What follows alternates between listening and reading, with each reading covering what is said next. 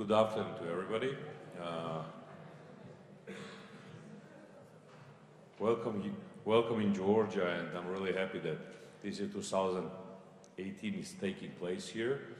And special thanks to Mariam Judge for the organizing all this event. The session 2 is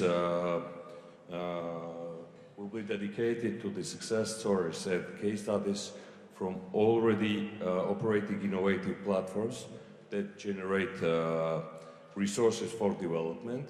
The session will review initiatives primarily intended for sources mobilization, including examples of solidarity taxes, voluntary solidarity contributes, and corporate philanthropy platforms operating to global, regional, or country level. The plenary will offer TISIFF delegates an opportunity to draw lessons from individual initiatives. So we have for this session 4 speakers. I would like to introduce them. So Mr. Luc Lapon, Global Counsel, Concordia, right? Wendy Patrick Saldana, UNAIDS Director, Regional Support Team for Eastern Europe and Central Asia. David Hillman, Director, Stamp Out United Kingdom, and Katerina Pestoenidze, Head of Medical Division, Solidarity Fund of Georgia. So, Mr. David, Mr. Luke, sorry, please. Good morning, everyone. Buenos dias. Good afternoon, or good morning, I think, still. And I still haven't learned enough Georgian to say this in Georgian, but we'll stick to these 3 languages. So my name is Luc Lapointe. I'm originally from Quebec, Canada, but I now do most of my work out of Colombia, and we work on innovative finance. So my presentation will be fairly optimistic with a cautionary note at the end on the future of innovative finance. So we always say innovative finance for development, but I like to say innovative ways of doing finance, basically. If we look back, and when I give my class as a teacher teaching innovative finance at the university, when you look back at innovative finance, it goes back a long way. Italy, it was the first one in 1901 to actually have a law around remittances. Crowdfunding and crowdsourcing goes back many, many years. So it's not new, but now it's more innovative ways of working with finance. I'm part of a coalition, the Concordia Coalition on Innovative Finance, and Concordia is a private platform. This is an event we hosted, just about a strategic dialogue that we hosted in September in New York during UNGA, during the UN General Assembly. And this is the second best event to be after the UN when you're in New York in September. Basically at this table we had $1 trillion of impact investment or private funds that are saying, you know, how do we invest? Sometimes there's a big discussion between is there enough money or is there enough projects? And this is the discussion we had this past September. Actually launched the Concordia Coalition on Innovative Finance. My colleagues are in London today, next week, to actually create the same coalition with a focus on Africa. And we're implementing a strategy to finance peace in Colombia or Latin America right now, working with the new administration. I'm also part of Impact 2030, which earlier this year we launched a human capital fund.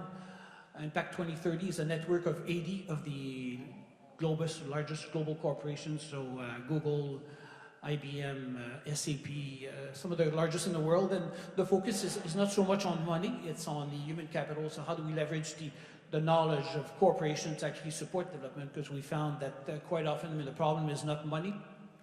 It's not the funding gap, even though we always talk about the 2.5 trillions or the $35 trillion. The focus as well is on the efficiency gap. So quite often, I mean, we focus a lot on money, but there's not so much focus on efficiency.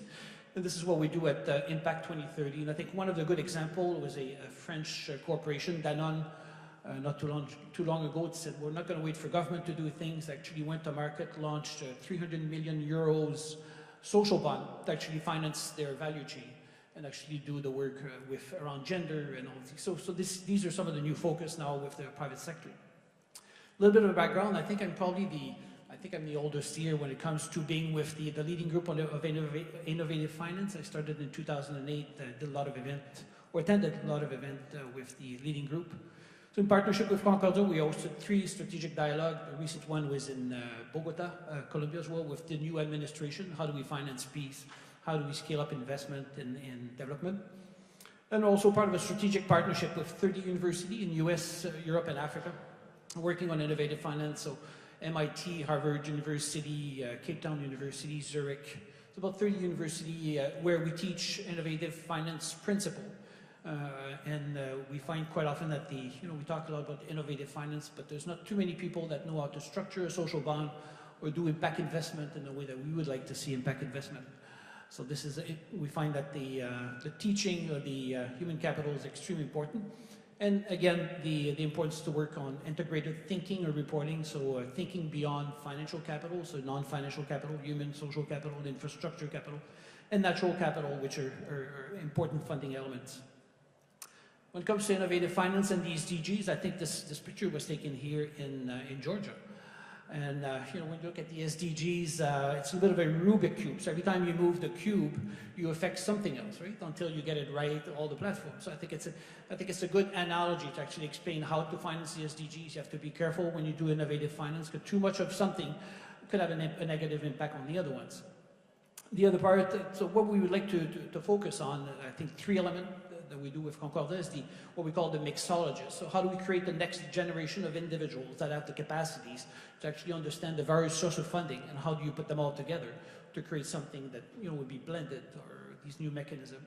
The other part is public policies in developing countries. So again, what are the incentives? There's no incentive right now. So if you want to do impact investment in Colombia or in Africa, you can do the same thing in gold and get a good return, but there's no incentive to do it around social or environmental goods. So we're working with government to create good public policies that would facilitate or scale up impact investment in emerging market. And the other one is working with funds, again, process and scales. Quite often, there's no mechanism that exists at the country level to actually do the blending. So we talk a lot about blended finance, but blended finance actually assumes that the other source of financing actually exists, so they don't exist. And quite often there's a big discussion around the pipeline of the money. So people that have money says, well, there's no projects, and people that have projects says there's no money. So we also work on process and scales. Here's some example. Canada recently launched a 1.5 billion fund on social impact investment fund. It's part of a new budget in Canada. Big society capital in the UK, I think it's 6 billion total, and it's built a diverse impact-focused finance market. Last week, Bamboo Financing in the UN actually launched an effort to work in 47 of the least developed countries to create that mechanism or vehicle in which you can actually do impact investment or do social investment. So this is fairly new, hasn't been launched yet, but was announced last week. The other one is a Japan fund, invest in socially innovative foundation, fostering outcomes and everything. So when you look at the blended finance ecosystem, because we talk a lot about innovative finance, so how do you actually make sense of all of this, right? When you're saying, well, there's grants, there's impact investment, there's personal financing, crowdfunding, enterprise philanthropy, loans, there's various sources of funding, but again, how do you put them all together to actually get the right recipes at the end, right? And quite often, as I said, how do you bridge the two worlds between the world of finance, where quite often, if we want to get to scale, if we want to get to the $2.5 trillion or $37 trillion that we've talked about, you need big projects, but quite often on the other side of the world where you would have most impact are small projects, $30,000 or $100,000 projects, extremely costly, due diligence costs, and the deal making is extremely costly. So unless you build that right platform, it'll be hard to get to scales when you talk about innovative or impact investment. And these are some of the mechanisms, or again, the needs to bring the two worlds together to actually create the right climate for this. If you look at the theory of change, you've got two big strategies, right? You've got the one on top, which are the private sectors that invest traditionally invest in regular market. At the other one, you have the NGOs, the philanthropy, and basically, how do you create the right space, right? How do you create the right climate so the lower part of the equation actually will take most of the risk and attract private investment. But again, that creates a big discussion around civil societies. Why should somebody make money? out of something social. So should private fund actually make money actually investing in the SDGs?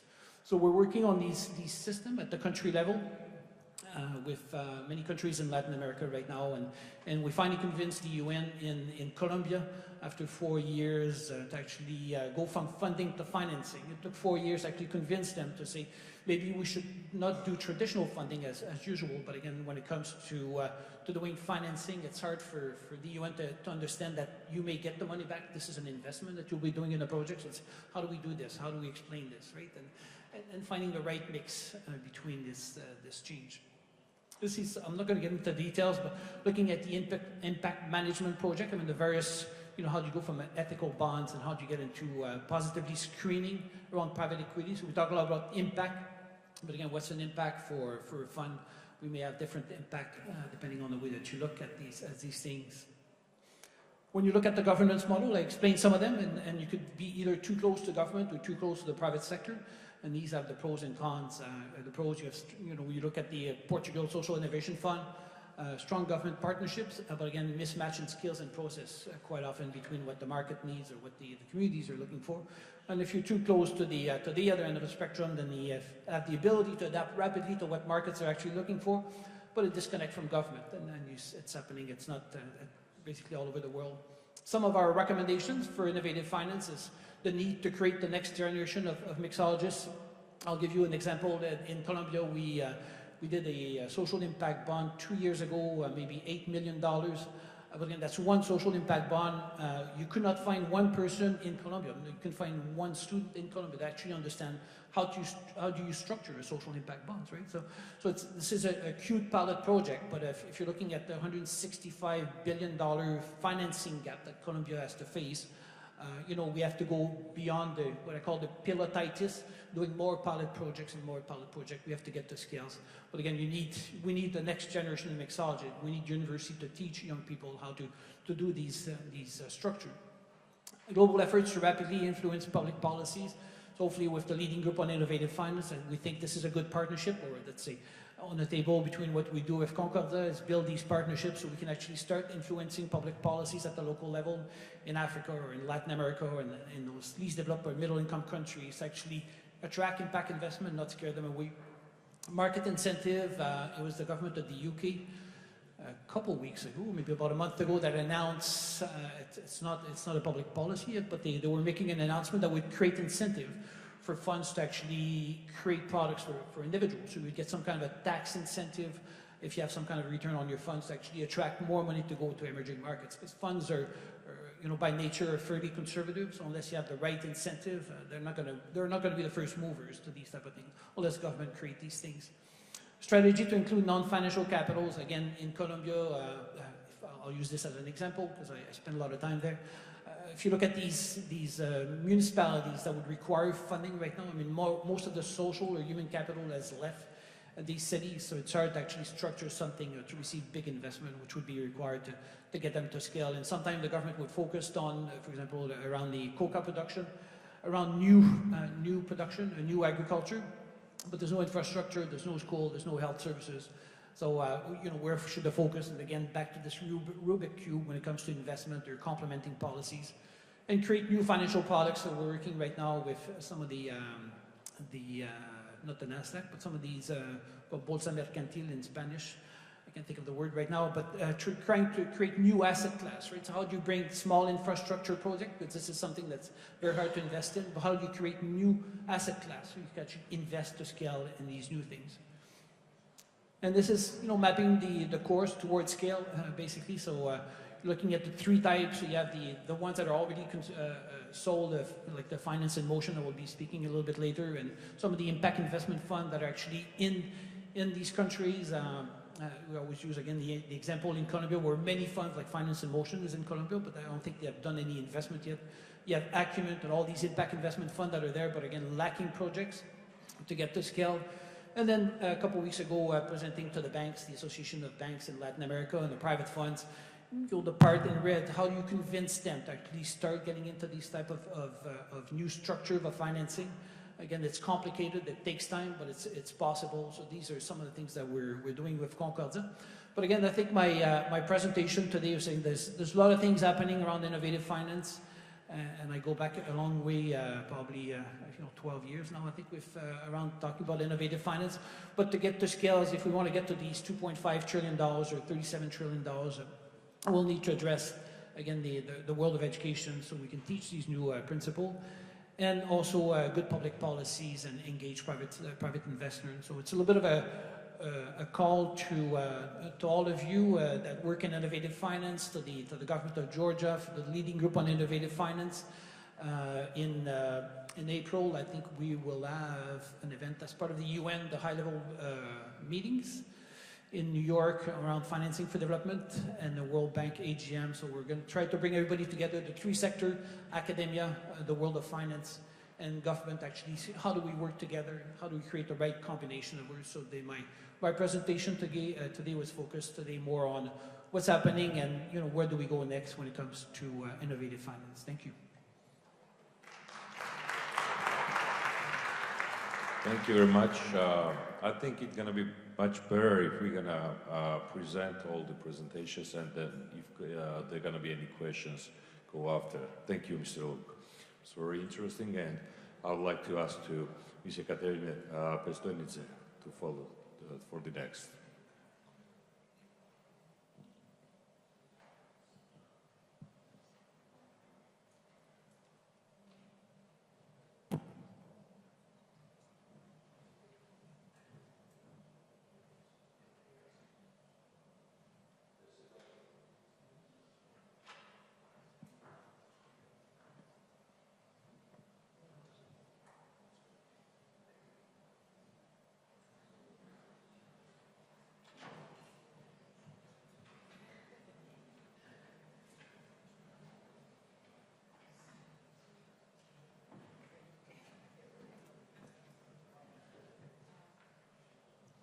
Well, dear honorable guests and members of the forum, it's both a great pleasure and honor for me to be here today and to share with this distinct audience the very successful, I think, experience of the Solidarity Fund in creation of the common platform for philanthropy in support of the children and young people suffering from oncological disease. So the Solidarity, just for information, Solidarity Fund was created in Georgia in 2014 with initiative from the Prime Minister and giant efforts of the first CEO of the Solidarity Fund, and was proud. I really want to extend my heartfelt thanks to the Miss Mariam Jashi for incredible efforts and for creating the Solidarity Fund, which, without any exaggeration, I could say that it managed to save the lives of the hundreds of Georgian children and preserve the happiness of their families. So what was the prerequisite for creation of the Solidarity Fund, and why there was an extent need for that?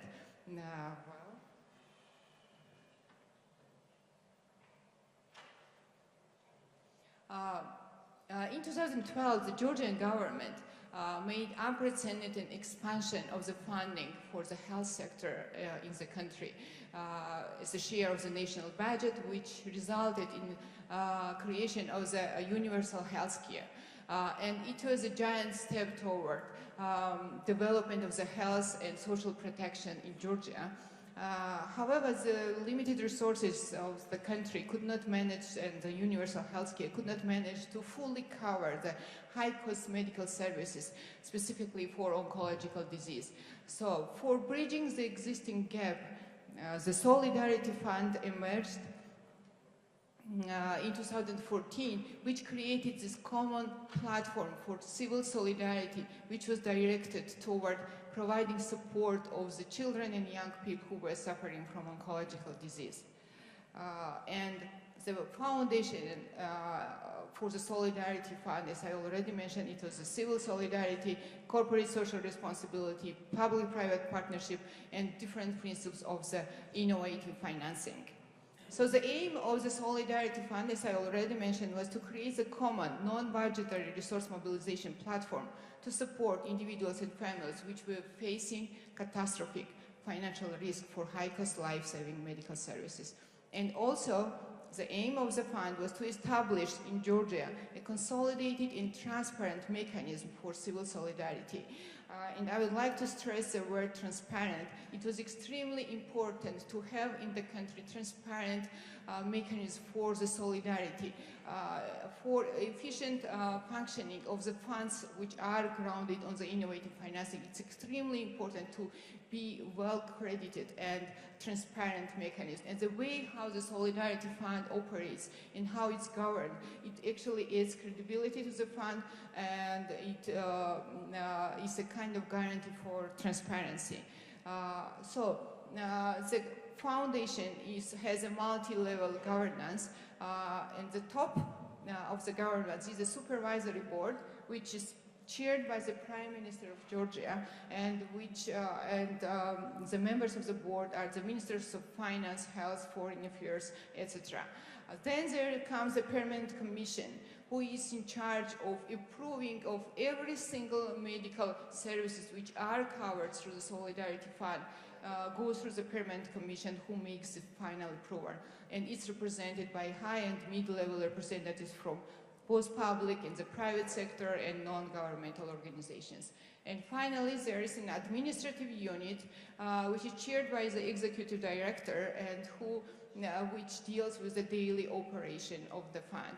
So to me, this multi-level and high-level representation and the governance of the fund adds significant credibility not only in Georgia but in the international platform as well, and it's extremely important for successful operation of the Solidarity Fund. So who supports this foundation? First of all, as I already mentioned, the great support comes from the government, who covers the administrative cost of the fund operation. But most importantly, government plays a significant role in advocacy of the fund, both in the public and the private sector. Then comes the public sector, and the public sector support makes the biggest share of support and donation which comes to the Solidarity Fund. It comes through the voluntary contribution from monthly wages. And there's a huge support also coming from the public sector and just ordinary individuals and citizens of Georgia. As I already mentioned, the Solidarity Fund is built upon utilizing and applying the innovative financing through the diverse channels. And I just want to mention this spectrum of channels which we are utilizing for mobilizing our funds. So that's a voluntary contribution from monthly wages. That's a product and service donation. This is single, micro, and micro donations, charity events, and Solidarity Fund support group. I will go through each of them in more details. So the biggest donation and contribution comes from the voluntary contributions from monthly wages. So as I already said, this contribution from monthly wages is the most stable and forecastable donation, which ranges from 1 to 100 lari, and it constitutes the largest share of the income for the Solidarity Fund, which is approximately 80–85%. And the biggest part of this contribution comes from the public sector. And I would like to be proud to say that over 400 public entities are supporting currently the Solidarity Fund, and 60% of the public servants who are the employees of these public entities are the regular donators to the Solidarity Fund. But here is still the significant reserve left, and we are working very intensively with public sector, with private sector, to mobilize more fund and to have more supporters for the Solidarity Fund. I talked about the product service donations. There are many examples when the big iconic brands and companies in Georgia, they are donating, and it's a very common practice, international practice, and we have the examples here, the most recent which were provided to the Solidarity Fund, like Gulf, which is one of the leading oil companies in Georgia, who made twice this year unprecedented campaign during the New Year and Easter time, donating the share of their income from every single liter sold gasoline were donated to the Solidarity Fund. In totally 150,000 gel was mobilized. And the similar one is Voulez-Vous, the chain of personal care and perfume company, also donated share of the income to the Solidarity Fund. And here is Gurieli, the famous, also very popular tea, who also donates part of the profit to the Solidarity Fund in TKG and etc. We also have the type of service donation where some of the companies and AVEX Medical Corporation, one of the largest provider of the medical services in Georgia, and Aversi, they donate through the provision of the free diagnostic services to the beneficiaries of the Solidarity Fund, which is computer tomography and magnetic resonance imaging, which is very important for patients with oncological disease. So very diverse ways of the supporting to the Solidarity Fund. There's macro donations coming from just individuals. There was a case this year in April when the mother of the Georgian businessman, famous and philanthropist, donated 175,000 gel to the Solidarity Fund.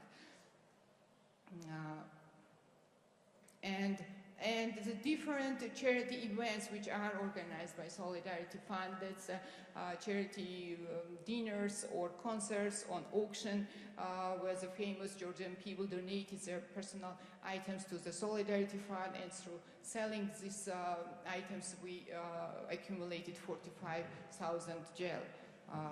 And then finally the Solidarity Fund support groups, there are the individuals who are making not monetary donations, but they are donated through their individual expertise contribution. And one of the example of this is famous film director Basa Potsushvili, who is, by the way, in charge of organizing the presidential inauguration now. She prepared free of charge, developed a video spot which is very sensitive, very important, and which was aired in the most common channel and high-rating channels in Georgia on Solidarity Fund.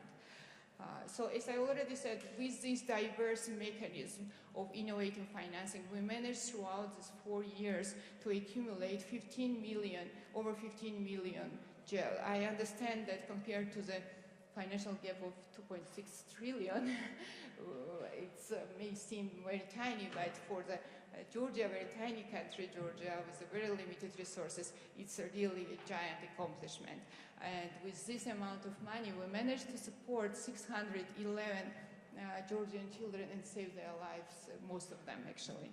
Now, I would like to say that 100% of the funds donated to Solidarity Fund is spent for life-saving medical services supporting these children.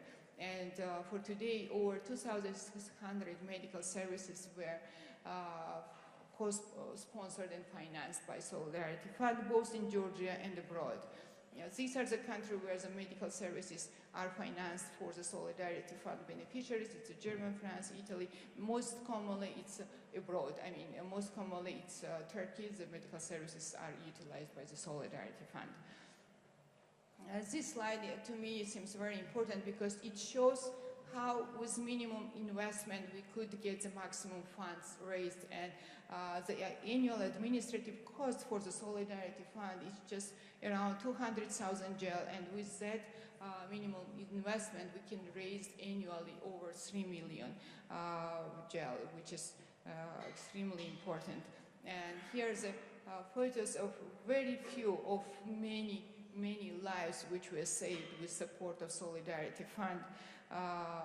And this is a call for support from the Solidarity Fund. Yes, we know that together we made so much progress, saved so many lives, but there are still many to be saved. And join us today to help those who need it most.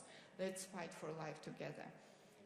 Finally, I would like to say that in the global agenda, the successful experience of Solidarity Fund and other bigger organizations who are utilizing this innovative platform of innovative financing, it plays a crucial role in bridging the existing financial gap and in accelerating progress towards very ambitious sustainable development goals which we need to accomplish by 2030.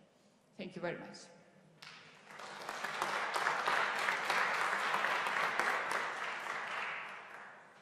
Thank you very much.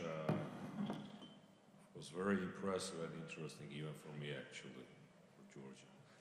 Mr. David. please. Hello. Thank you, Chair. Thank you to the Georgian presidency of the leading group and Mariam Jashi and her excellent team for everything you've done to organise this wonderful forum. It really is my great honour to address you here today. I am, I would say, a veteran of the leading group. I know Luke mentioned about 2008. I can trump you there. I was at the inaugural event in Paris in 2006, and I was in Tokyo in 2010, and we certainly welcomed Japan as the next president of the leading group. So I have to say that I am something of a leading group groupie. But I will concentrate now on the to talk really about solidarity levies, which follows on very, I think, neatly from what you were saying. So let's have a little look at the beginning, if you like, of the innovative financing journey. I know, Luke, you went all the way back further than I am, but in the modern era, if you like, before we had the SDGs, we had the Millennium Development Goals from 2000. And the famous Financing for Development conference in Monterey was really looking at how do we finance what was then the MDGs. And the early thinking was about how to bridge this gap. There were famous figures produced by Joe Stiglitz and others that were pricing the amount. Was it 50 billion, 100 billion? We are now in the era of billions to trillions, and we will come to that.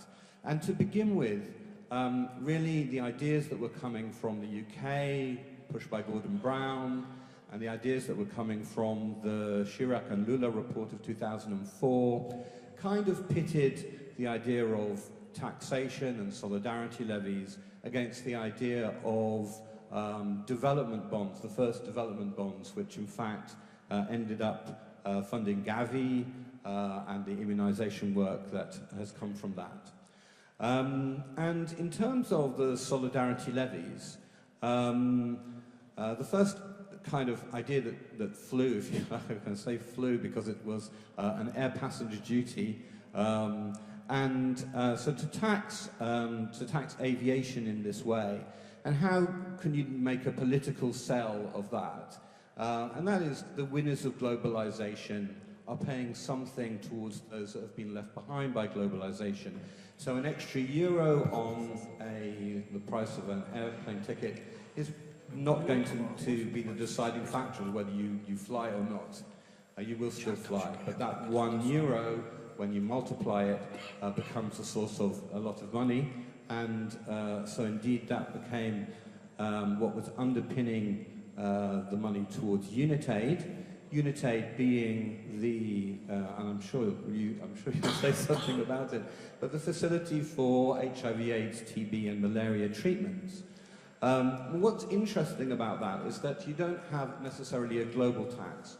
You have those countries that want to participate joining in, applying a tax, micro tax on a globalized activity such as aviation, and that money gets pooled together. I think it's seated at the WHO, and so this money gets pooled into an international fund and spent against the global public good, in this case, health.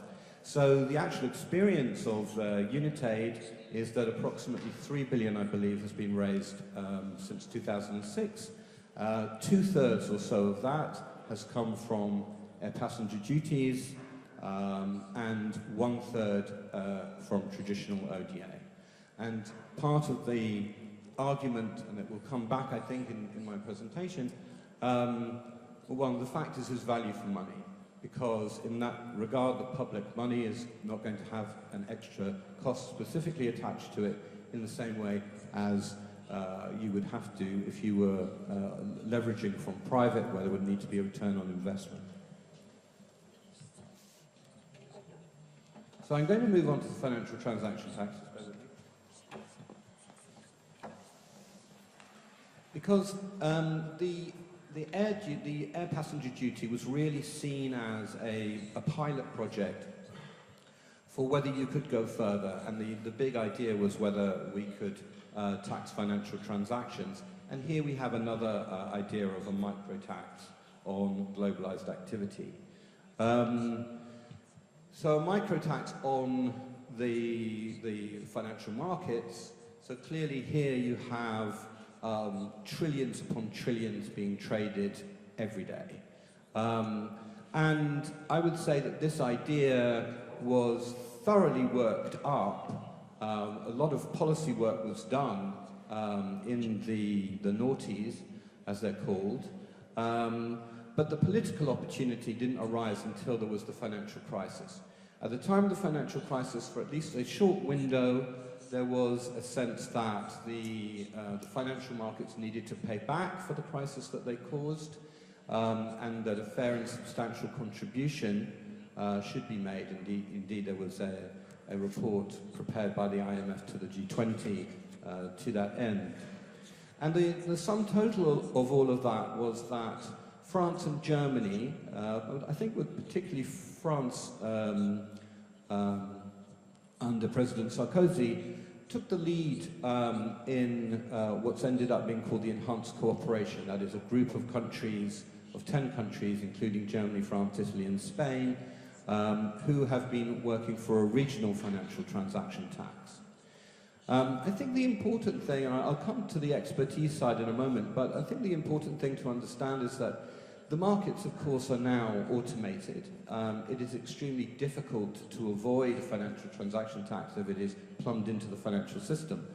And you can follow, as it were, as deals are done. You can take out the money and send it to the correct treasuries.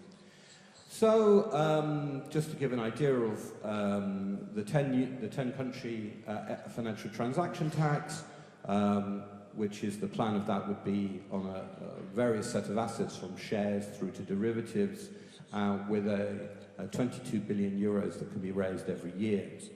I think it's also important to understand that there are many, many financial transaction taxes. The one that many follow is the UK model. It's called a stamp duty on shares. Just to give an example, that tax raised £3.7 billion in the last financial year. So there are many already existing financial transaction taxes. It's not as if it's new. And France, in this phase, implemented a financial transaction tax in 2012, and Italy in 2013.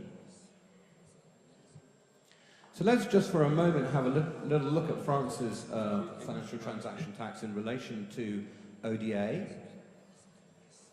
I know that Mariam is very keen that we should put figures onto what we're doing, so I've gone and done the research on this to show. So in 2012, the tax was applied at 0.1% on share transactions of companies collateralized with their value of more than 1 billion euros. So really on a fairly small quantity of large companies, this tax was applied. In 2013, 60 million euros was raised for ODA, and the rate was extended to 0.2%. In 2014, 100 million was raised for ODA in this way. And in 2015, 140 million euros was raised. In the French Parliament, they voted that the allocation of this money be extended from 13% to ODA to 50% to ODA. So the important thing here is that the money is not only being raised, but it is being ring-fenced for official development assistance. So that brings us to 2016, where 528 million euros was raised for ODA, and the rate was extended again to 0.3%.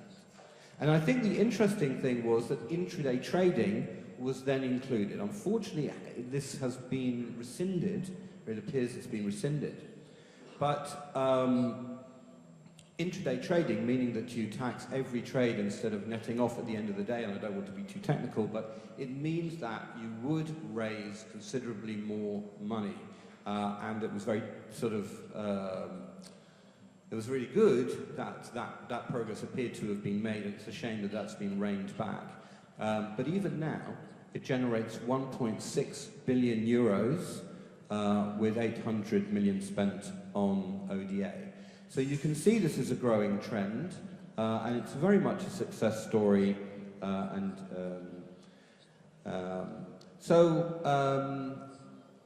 My last slide is really going to be to kind of look at what is the current landscape that we are in. The regional FTT the regional FTT would not have come about had it not been for a lot of consultation with financial experts. In the policy work that we have done, we certainly did not do this in a vacuum.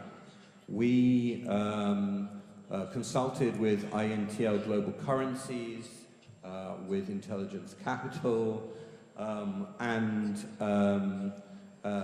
some of these people like Avinash Basod, who we have worked with over the years, are serious advisors to governments.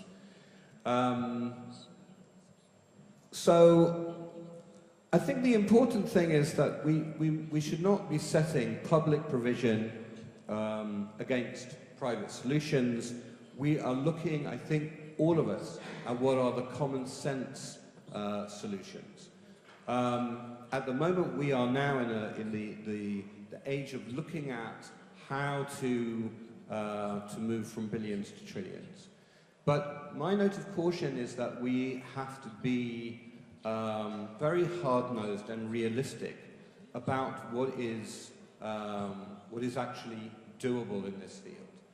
Certain investments are going to, where we want to leverage in, using public money to leverage in private, are going to work better than others.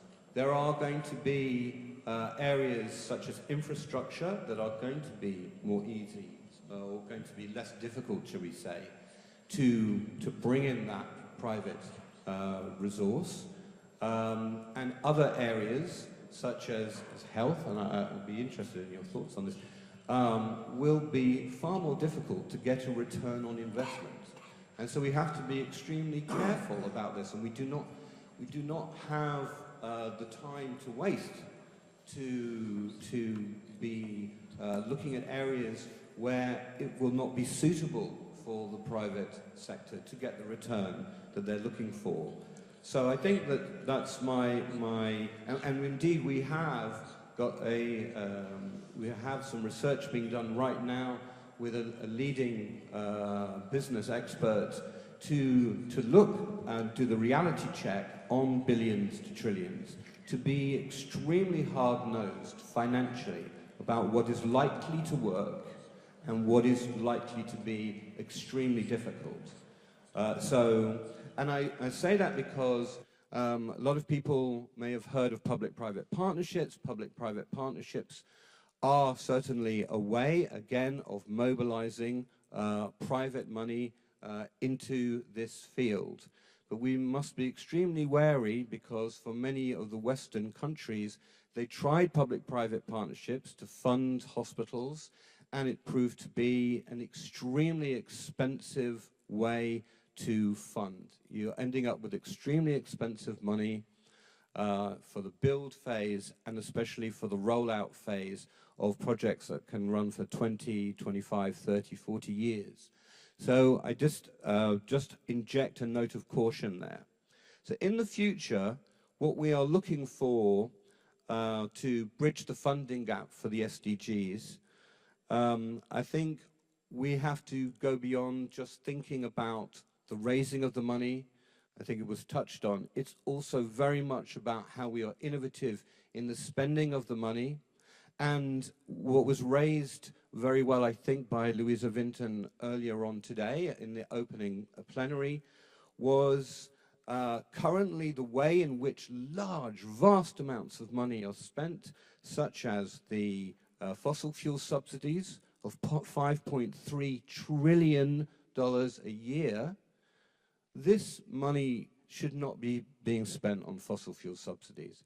If not now, not at a time where we have to change the way in which we are running the world in terms of our energy use. This is, if we could make strategic changes to this kind of huge amounts of money and divert it towards spending for development, then in one go, we are making a huge contribution to dealing with this funding gap.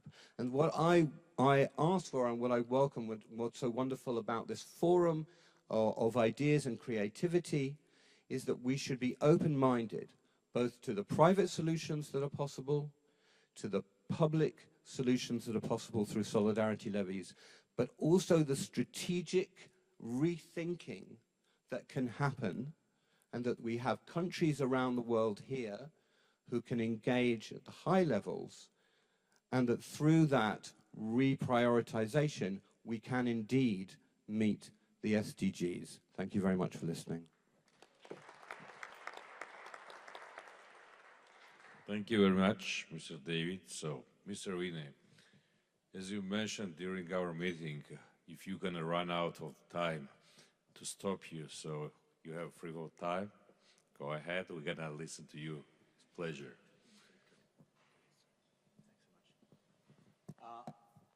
Thank you, Mr. Chair, and special thanks to the other participants in the panel. All the reading and the preparations I did for coming to this forum actually pale in comparison to what I've heard in terms of very practical proposals and practical experiences just in the last half an hour. So I'd like to really thank the esteemed colleagues for their presentations. It looks like I'm going to talk about HIV and AIDS, and I'll try and do that only for a few minutes. And if I'm successful, what you will remember from this presentation has little or nothing to do with HIV, but how HIV can be used as an example to take forward some of these new innovative possibilities that blockchain allows for, not just for raising money, but actually using blockchain technologies to move forward very quickly and very efficiently to deliver services in the SDG era. But as a word of background, these are, you'll see on the right side of the slide, data from your Ministry of Health here in Georgia about the number of officially registered new HIV cases in Georgia really over the last 20 years or so. And you see a very alarming trend. And as the regional director of UN AIDS, I can confidently and publicly say that actually Georgia is doing much better than most other countries in Eastern Europe and Central Asia in response to HIV. But my point here is not who's doing better, who's doing worse, but the overall trend is still going in the wrong direction. It's a clear sign that if we continue to do business as usual in the SDG era, we might have a 2% increase or a 5% decrease, but we're not going to turn things around, not on HIV, not for all the other 17 Sustainable Development Goals or the 169 targets within those goals if we continue a business as usual approach. So here are some ideas as to what can be done perhaps in the area of HIV. There is a global target that all UN member states agreed to at the UN General Assembly in 2015. And that was specifically that by the end of the year 2020, 90% of all people living with HIV will know their HIV status. That's the first 90 on, it's actually the second red ribbon on the slide, but it's the first of the three 90s. That 90% of those people who know their status are going to be on life-saving antiretroviral treatment. And the third 90 is that 90% of people on treatment will really benefit from the magical effect of HIV treatment, which means they will never develop AIDS. They will never be hospitalized related to their HIV infection, but that the concentration of HIV in their system comes to such a low level on treatment that they are no longer capable of transmitting HIV to anybody else. In that case, it's what we call at UNAIDS treatment as prevention. And so this is an amazing and ambitious goal. It's never been done in the history of the global AIDS response or even in the history of the SDGs to not just do this by 2030, but 90-90-90 has to be achieved by the end of 2020. That's what the General Assembly goal says, and that all countries have agreed to. I'd like to separately note and thank the city of Tbilisi for their leadership in this area, because it was actually on the 1st of December, not even 2 weeks ago, that the municipality, the city of Tbilisi, you see here the deputy mayor of Tbilisi signing the fast-track cities declaration saying in the city of Tbilisi, we will achieve this target by the end of 2020. So we know what needs to be done on HIV, not in the abstract future by 2030 of ending the AIDS epidemic, but on a completely different, urgent timescale of really the next 2 years, 2 weeks, and 2 days, because that's exactly how much time is left between now and the end of 2020 to reach the targets that I mentioned in the previous slide. So that's another call that if we do things through business as usual, we're not going to get there on this fast-track approach. We need to think out of the box in terms of not only how we talk about HIV, but also the way we use the new technologies like blockchain to move forward the delivery of services and the related financing mechanisms. So, do we take a business as usual approach, or can we leverage the potential of new technologies and innovation that blockchain technologies and platforms allow to ensure that every transaction, including related potentially to the delivery of HIV services, can be secure, can be transparent, and appropriately recorded in a cloud-based platform. So, what could we leverage by taking a blockchain approach to the HIV response and doing it very quickly, at least here in Georgia in the next 2 years? So, first of all, one of the most immediate benefits is we've known, and you saw from the slide that I presented, or the data that I referred to earlier in my opening remarks, that there's over $20 billion a year spent on the global AIDS response. And a portion of that is spent actually on monitoring our results, collecting the data, hiring expensive consulting firms to check and come to clinics and see when those data or results are being reported on, are those really reflecting real patients? Are those real people? How do we collect and monitor the data to show that we're making the progress that we're so interested in? And some of that data collection and monitoring and reporting is very expensive. And so by moving to a blockchain platform, of course, it's never been done before in the history of HIV, but it could be a way of eliminating a lot of the overhead and additional costs related to how you collect and report the data, at least in the case of HIV.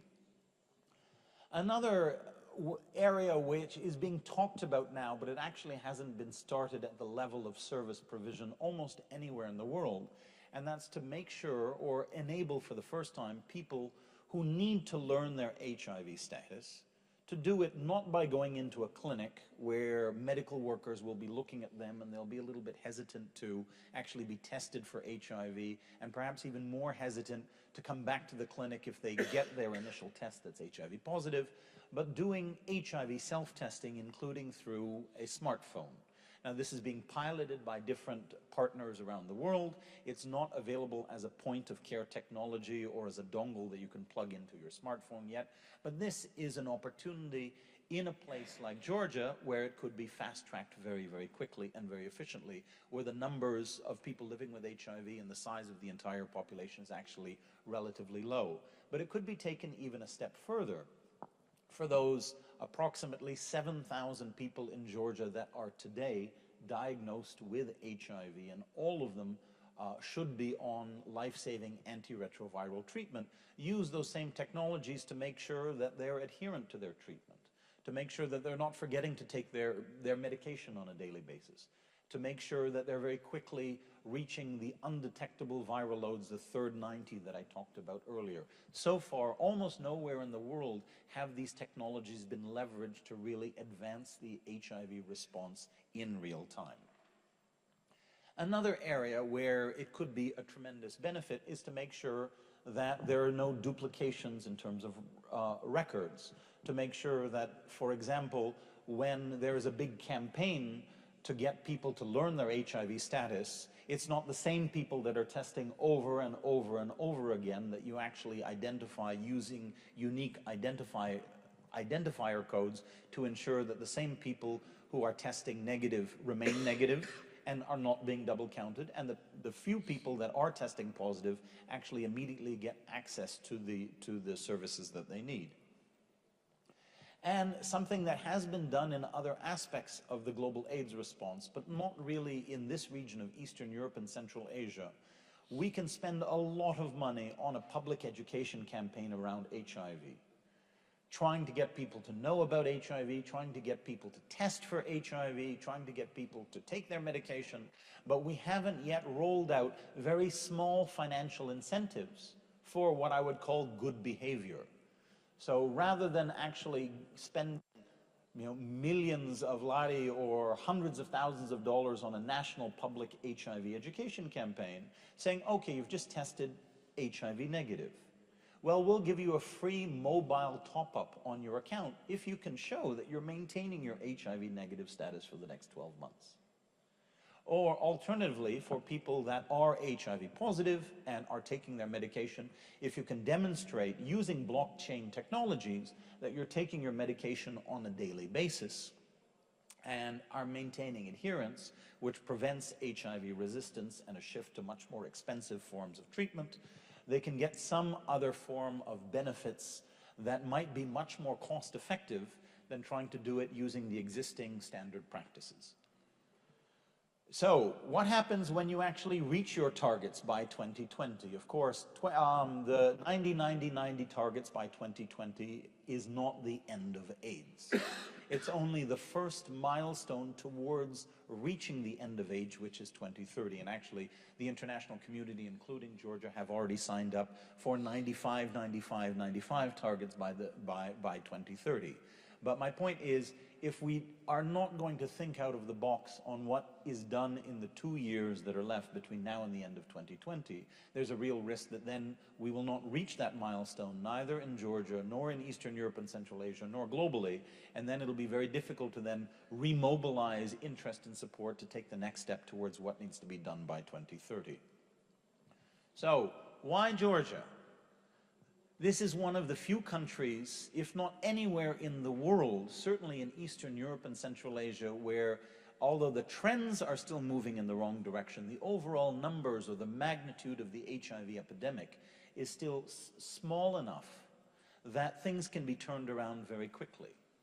And as we've seen from excellent examples, including from the Solidarity Fund, that you can move very quickly in Georgia.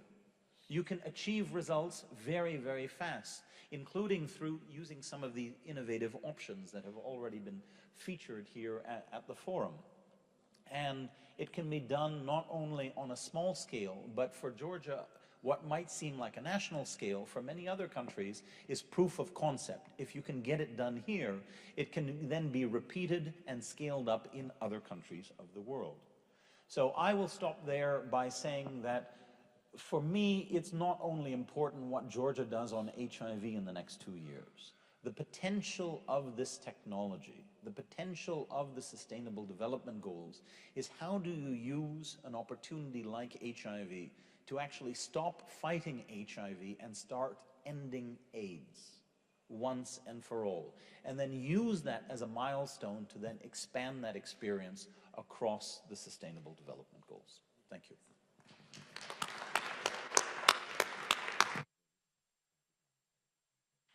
Thank you very much.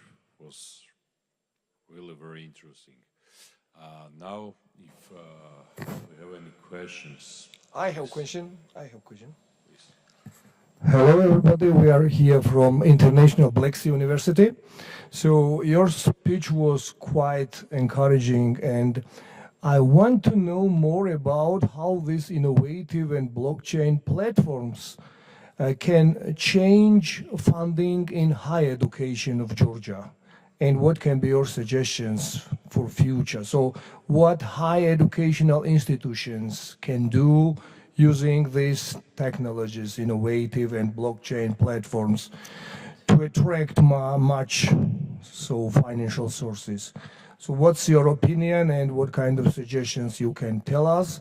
And also one more comment. I want to see you in our university, and we are inviting you to our university to meet our students, because we have very innovative students. Thank you very much.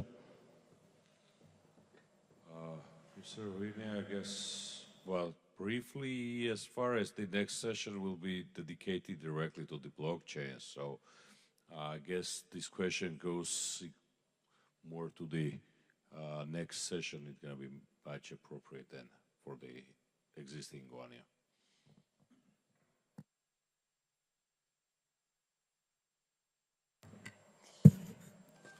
First of all, thank you very much for excellent presentations and the concrete examples how the blockchain or other innovative financing can actually impact the SDG funding. I was really impressed by the examples of the HIV/AIDS program, how blockchain can take the last mile towards the virtual elimination of HIV/AIDS in Georgia, and we'll definitely share the experience with our National AIDS Center, and we have also the stakeholders representing the HIV/AIDS partners. In regards to the question from the university, and coming back to the Concordia example of teaching innovative financing curriculum, one of the ideas as the chairperson of the education committee, we definitely can expand the possibilities of teaching innovative financing solutions, including the blockchain technologies at the high education level, and that would be the experience that we would be willing to share and learn from. And as David said, the session number 4 is completely dedicated to blockchains, and we can discuss the opportunities specifically for cost saving and quality improvement vis-a-vis blockchain initiatives. And thank you, Eka, for the wonderful presentation. Wonderful to see that Solidarity Fund is expanding and growing. And finally, my question, the one question goes to David. David, what is the status of negotiations? We know that France and Italy were successful in implementing the financial transaction tax. What is the status of the EU-wide negotiation that you were advocating for in terms of the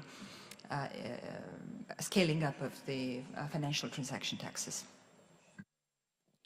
So the current status, I would say, of the FTT10, the 10 countries, is I would say since 2016, it's kind of been stalled, unfortunately. There hasn't been a huge amount of progress. There is a new initiative by France and Germany to inject a kind of new phase into this, very much modeled on the French financial transaction tax, which is just the one on shares, so it's a more limited ambition.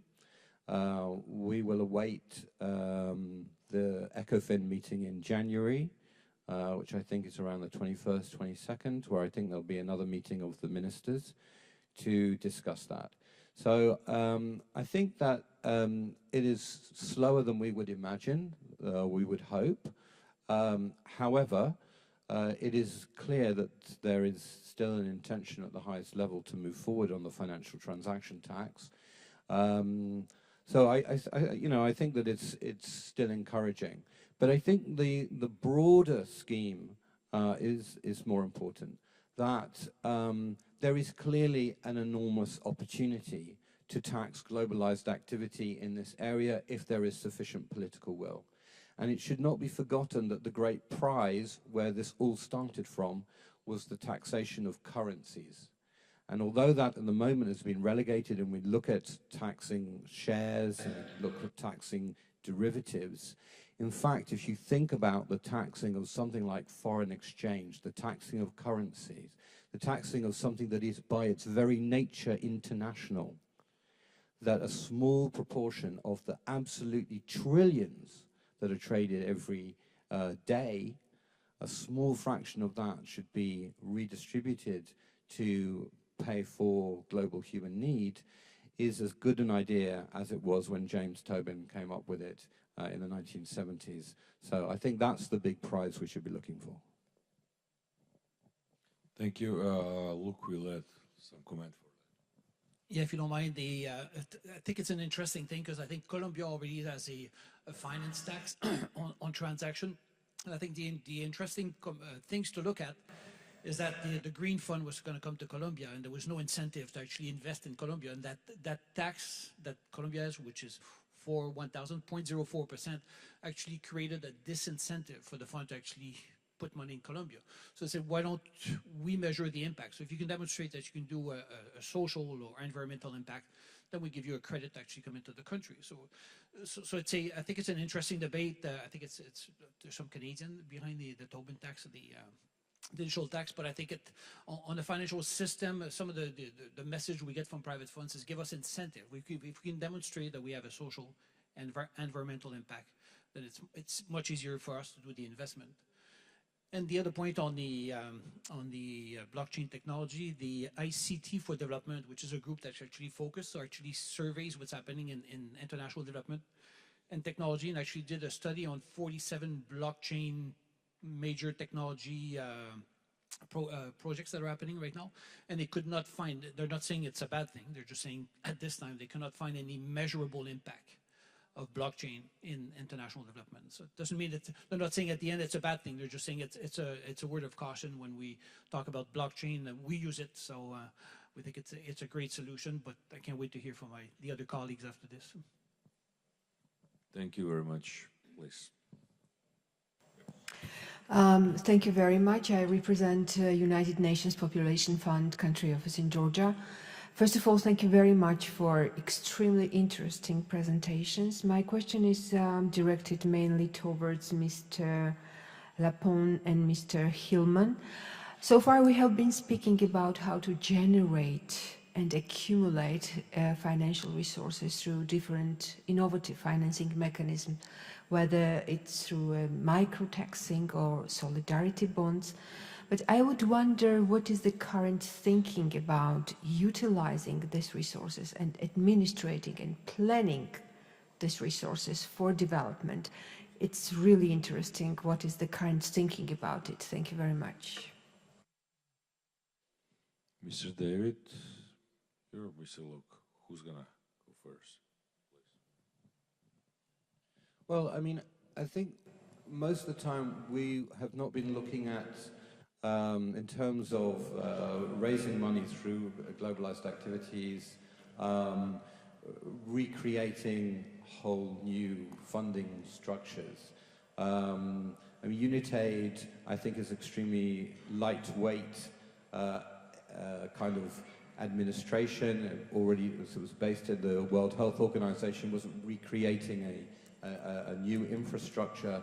So I think with any of these innovative sources of finance, you do not want to end up with a massive new institution with loads of overheads in their own right.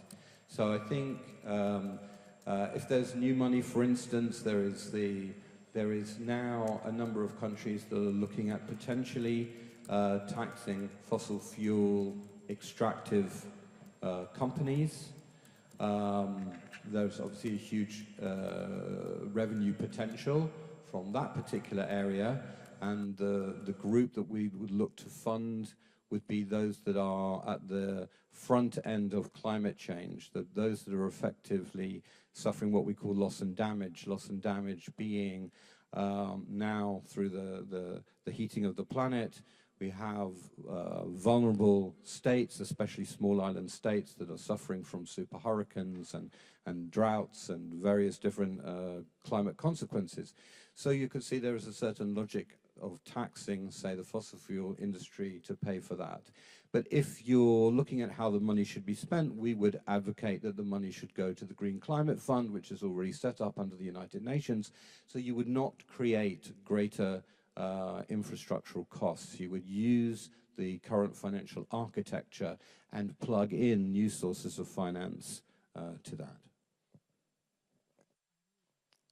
Yeah, good question. I think I may disagree a little bit on you on that one, because what we found in Latin America and in the discussion in Concordia is that these funds are structured not to blend, and quite often, I mean, they have a very limited objective and scope, so it's hard for them to blend. And with these are some of the things that we're working on as well. Is how do you create that vehicle, and I always say it with a bad French accent.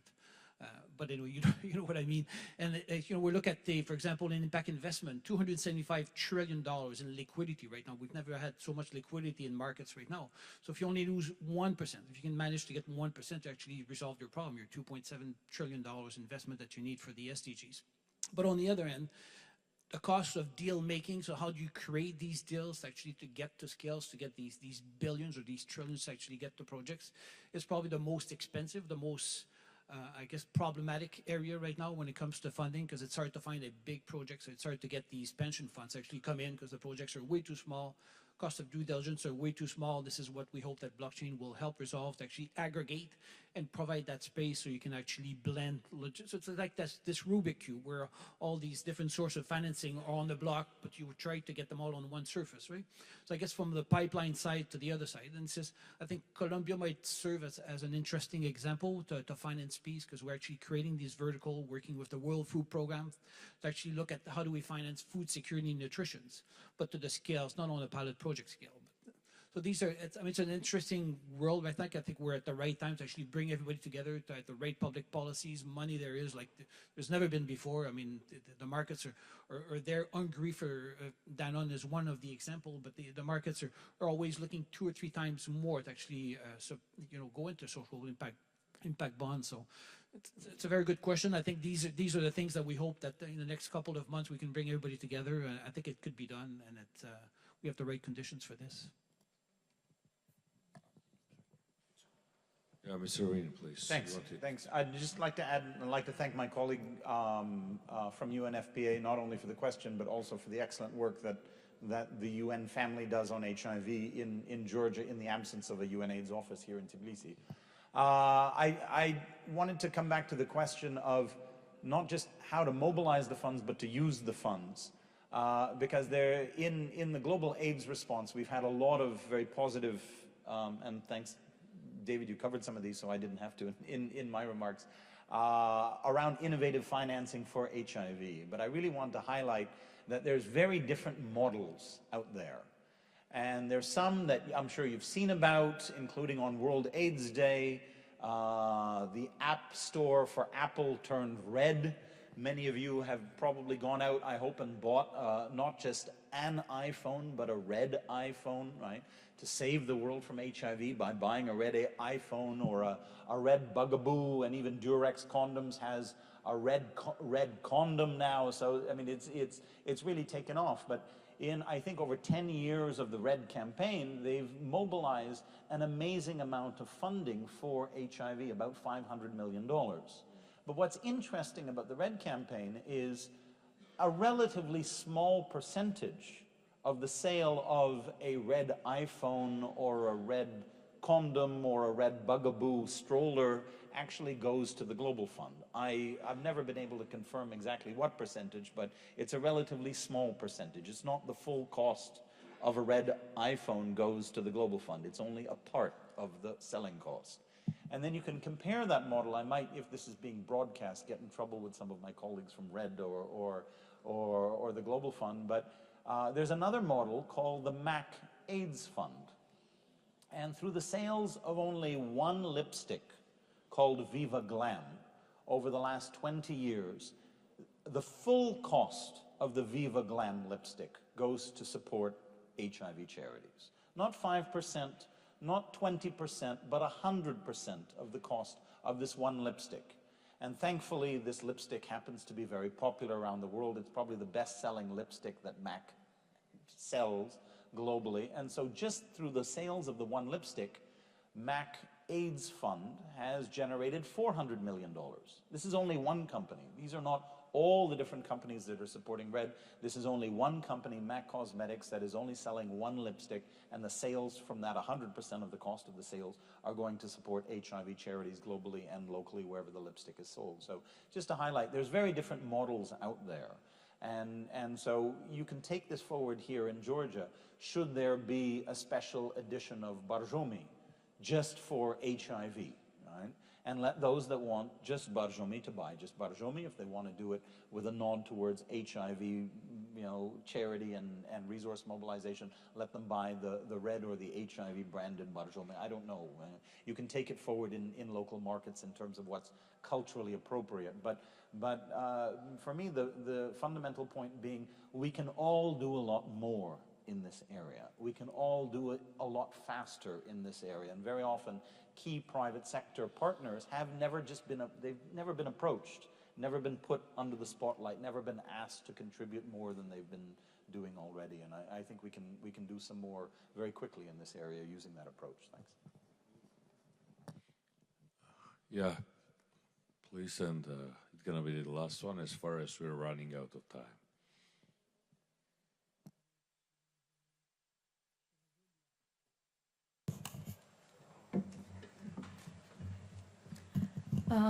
Hello, ladies and gentlemen. Thank you for this interesting presentations. I'm interested in what kind of medical method are you going to use with this blockchain technology, and are you going to use and utilize this methodology of breast cancer treatment? Thanks.